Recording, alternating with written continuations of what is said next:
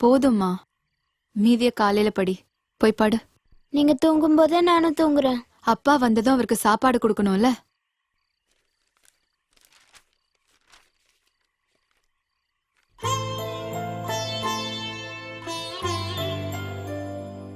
அம்மா, ம், என் கூட படிக்கிற மலர் கொடுத்தா.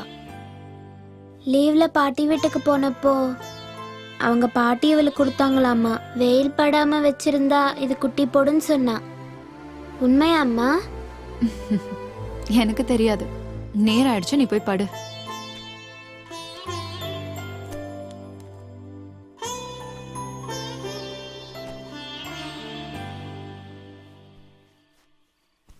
மலரோட தாத்தா பாட்டியும் அவளுக்கு நிறைய கதை சொல்லுவாங்களாம். நம்ம எதுக்காகமா தாத்தா பாட்டி வீட்டுக்கு போறதில்ல? நீ முதல்ல தூங்கு.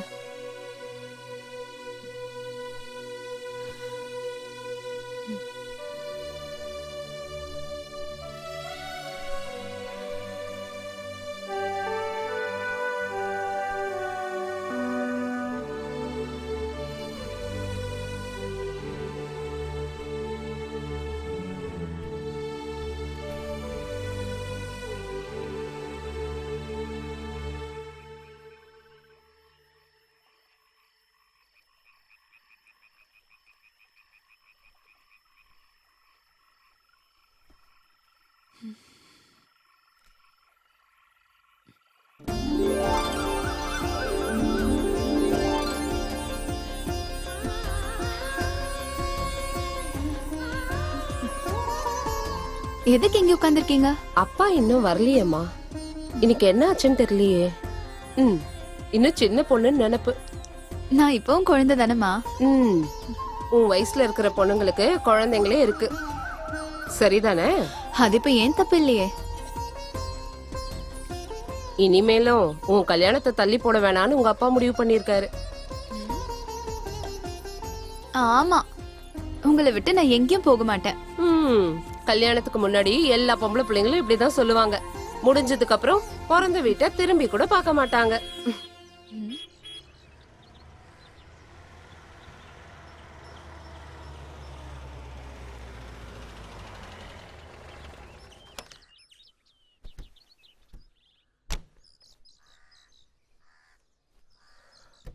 அப்பா, என்ன வெயில். ஏங்க இவ்வளவு நேரம்? சொல்றேன், அவசரப்படாத. எல்லாம் அவன் செயல். இவளுக்காக ஒரு மாப்பிள்ளை வீடு நான் பார்த்துருக்கேன்னு சொல்லியிருந்தேன்ல, கொஞ்சம் தூரம்தான்.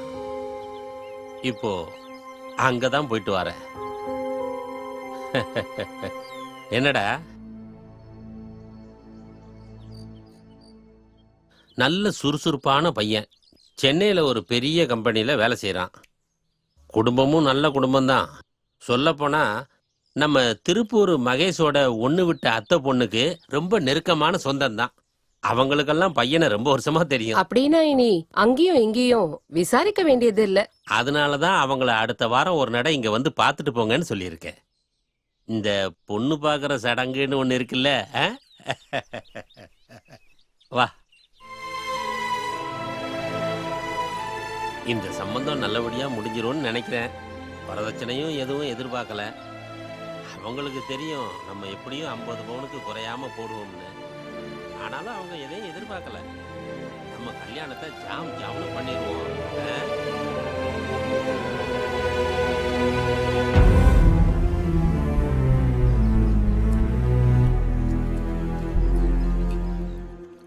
ஏண்டா, நம்ம ருக்மணிக்கு மாப்பிள்ளை பார்த்தாச்சுன்னு கேள்விப்பட்ட. கல்யாணம் முடியற வரைக்கும் உனக்கு நிக்க கூட நேரம் இருக்காது. சின்ன வயசுல உங்க அப்பா கைய பிடிச்சே வளர்ந்தவன். அப்ப எல்லாத்தையுமே நீ தானே பாத்துக்கணும். சும்மா தொந்தரவு பண்ணாம போறியா? இவங்கிட்ட எதுவும் கேட்க முடியாது, பேசவும் முடியாது.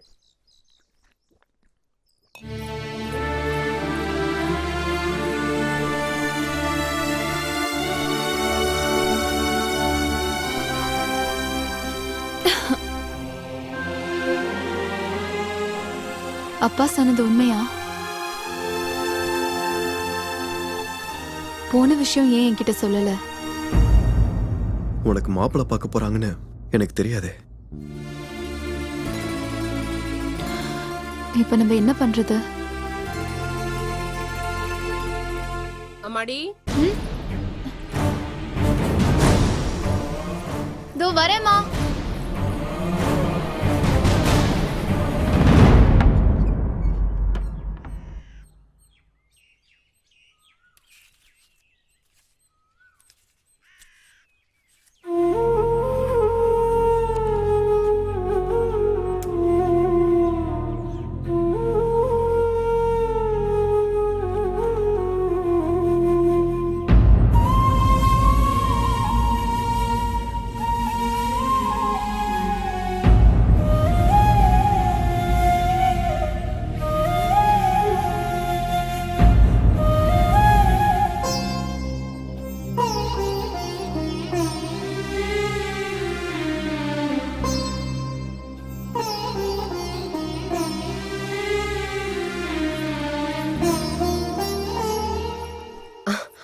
அப்பா ரொம்ப சந்தோஷமா இருக்காரு. எது எப்படியோ நம்ம அந்தஸ்துக்கு ஏத்த மாதிரி ஒரு மாப்பிள்ளை. எல்லாத்தையும் நல்லபடியா நடத்தணும். இதுக்கப்புறம் இந்த வீட்ல கல்யாணம்னு ஒண்ணுனா அது உன் குழந்தைங்களுக்கு தானே. அது வரைக்கும் நாங்க இருப்போமான்னு யாருக்கு தெரியும்? என் பொண்ணுக்கு எல்லாம் நல்லபடியா நடந்தா போதும். எனக்கு இப்ப கல்யாணம் வேண்டாமா? எனக்கு இன்னும் கொஞ்ச நாள் உங்க கூட இருக்கணும். இங்க பாரு, எல்லாம் நல்லபடியா நடக்குது. நீ எதுவும் தேவையில்லாம பேசாத. இல்லம்மா, நான் ஒன்னும் சொல்லாத. உனக்கு செவ்வாய் தோஷம் இருக்கிறதுனால எத்தனை சம்பந்தம் விட்டு போச்சு. இது இப்போ கடவுளோட ஆசையினால கிடைச்சது. தயவு செய்து அதை நீ கெடுத்துக்காத. பொம்பளை பிள்ளைங்களுக்கு கல்யாணம் ஆகாம வீட்டுல இருந்தா அவளை பெத்தவங்களுக்கு வேதனை தான். பாரு, அப்பா எல்லாம் முடிவு பண்ணிட்டாரு. எங்களை மீறி நீ ஏதாவது பேசினாலோ செஞ்சாலோ இந்த குடும்பத்துல உனக்கு இடம் இருக்காது.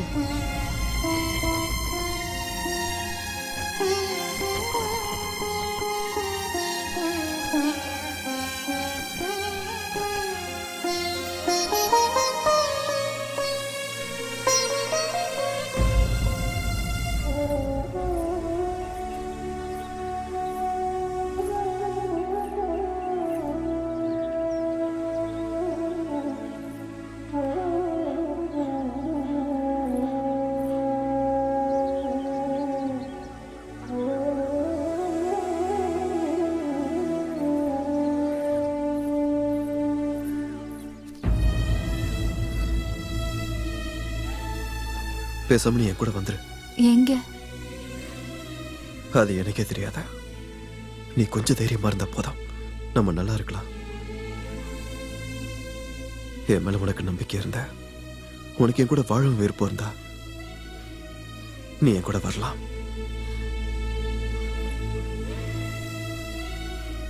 விருப்பம் இல்லைன்னா சொல்லிடு, நான் இங்கிருந்து போயிடுறேன். ஹே,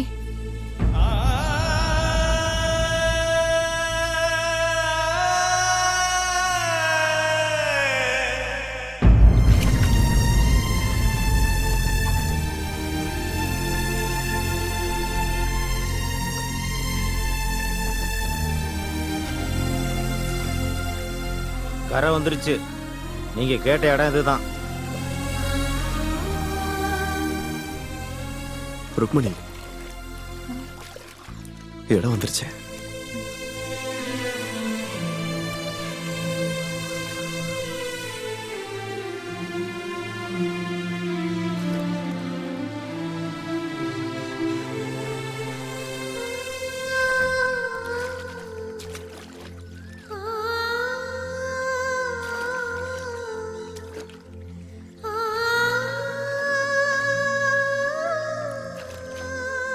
வேலை தேடி வந்திருக்கேன்னு தானே சொன்னேன்.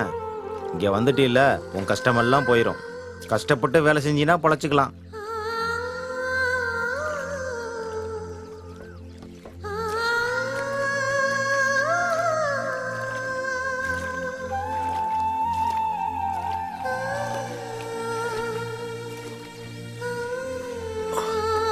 வா.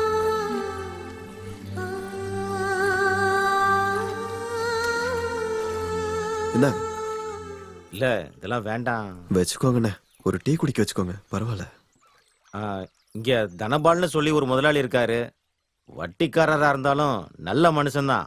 போய் ஒரு எட்டு பாருங்க, கண்டிப்பா ஏதாவது ஒரு வேலை பிடிச்சு கொடுப்பாரு. ம். சரி, நான் வரட்டுங்களா?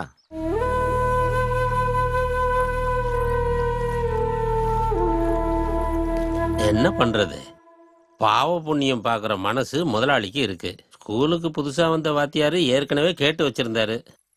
தனபால் முதலாளி சொன்னதுனால தான் உங்களுக்கு தர்றேன். இந்த பாருங்க, ம். வாடகையெல்லாம் எனக்கு கரெக்டா வந்துடணும். அது சரியா கிடைச்சிரும். பிடிச்சிருக்கா? வசதியெல்லாம் கொஞ்சம் கம்மி தான். இருக்கிறதே போதும். தம்பி, அந்த கயிறு கம்பெனி முதலாளியை பார்த்தீங்கன்னா அங்க உனக்கு ஒரு வேலை கிடைக்கும்.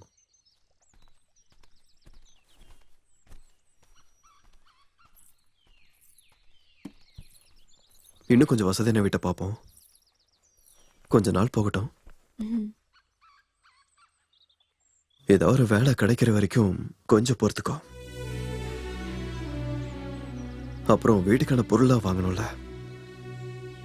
நான் சொல்றதெல்லாம் கேக்குறியா? அதுக்கு இப்ப என்ன செய்யறது? இப்போதைக்கு உன் கையில இருக்க நகை எதையாவது அடமானம் வச்சிடலாம். அதுக்கு நான் வேற எதுவும் எடுத்துட்டு வரலையே.